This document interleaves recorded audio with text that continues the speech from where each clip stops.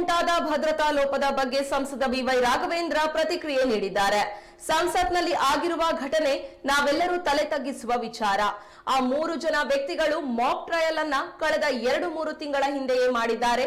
ಸಂಸತ್ನಲ್ಲಿ ಬಂದು ಹತ್ತಿ ಹಾರೋದಕ್ಕೆ ಬೇಕಾದ ಸಂಚನ್ನ ರೂಪಿಸಿದ್ದಾರೆ. ಭದ್ರತಾ ವ್ಯವಸ್ಥೆಯ ಕಣ್ಣಿಗೆ ಬಟ್ಟೆ ಕಟ್ಟಿ ಮೋಸ ಮಾಡುವ ಷಡ್ಯಂತರ ಮಾಡಿದ್ದಾರೆ. ಅವರ ಬಗ್ಗೆ ನನಗೆ ಸಿಟ್ಟೋ ಅನುಕಂಪವೋ ಗೊತ್ತಿಲ್ಲ. ತುಂಬಾ ಬುದ್ಧಿವಂತರಿದ್ದಾರೆ, ಪುಸ್ತಕಗಳನ್ನ ಓದಿದ್ದಾರೆ. ಆದ್ರೂ ಅವರಿಗೂ ಇಷ್ಟು ಕೆಟ್ಟ ಬುದ್ಧಿ ಯಾಕೆ ಬಂತು ಗೊತ್ತಿಲ್ಲ ಎಂದು ಹೇಳಿದ್ದಾರೆ.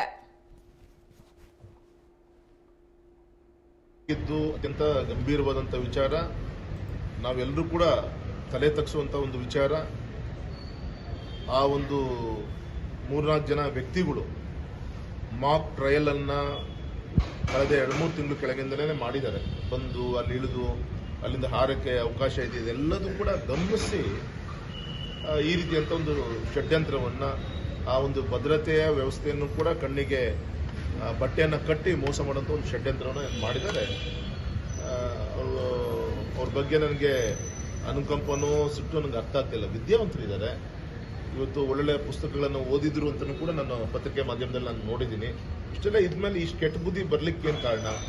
ಸೊ ಈ ದೃಷ್ಟಿಯಿಂದ ನಿನ್ನೆ ಕೊನೆಯೊಬ್ಬ ವ್ಯಕ್ತಿಯನ್ನ ಏನು ಅರೆಸ್ಟ್ ಮಾಡಿದ್ದಾರೆ, ಅನೇಕ ವಿಚಾರಗಳು ಇದರಿಂದ ಹೊರಗೆ ಬರ್ತಾ ಇದೆ. ಈ ರೀತಿಯಂತ ಪ್ರಯತ್ನ, ಈ ಧೈರ್ಯ, ಶೂ ಅಲ್ಲಿ ಆ ಒಂದು ಇಟ್ಕೊಂಡ್ಬಂದಂತ ಒಂದು ಇದು ಸ್ಮೋಕ್ ಬಾಲ್ ಅನ್ನು ಇಟ್ಕೊಂಡ್ಬಂದಿದ್ದಾರೆ. ಎಲ್ಲದೂ ಕೂಡ ತನಿಖೆ ಮುಖಾಂತರ ಗೊತ್ತಾಗ್ತದೆ. ಆಗಿದ್ದು ಅತ್ಯಂತ ಗಂಭೀರವಾದಂಥ ವಿಚಾರ. ನಾವೆಲ್ಲರೂ ಕೂಡ ತಲೆ ತಗ್ಗಿಸುವಂಥ ಒಂದು ವಿಚಾರ.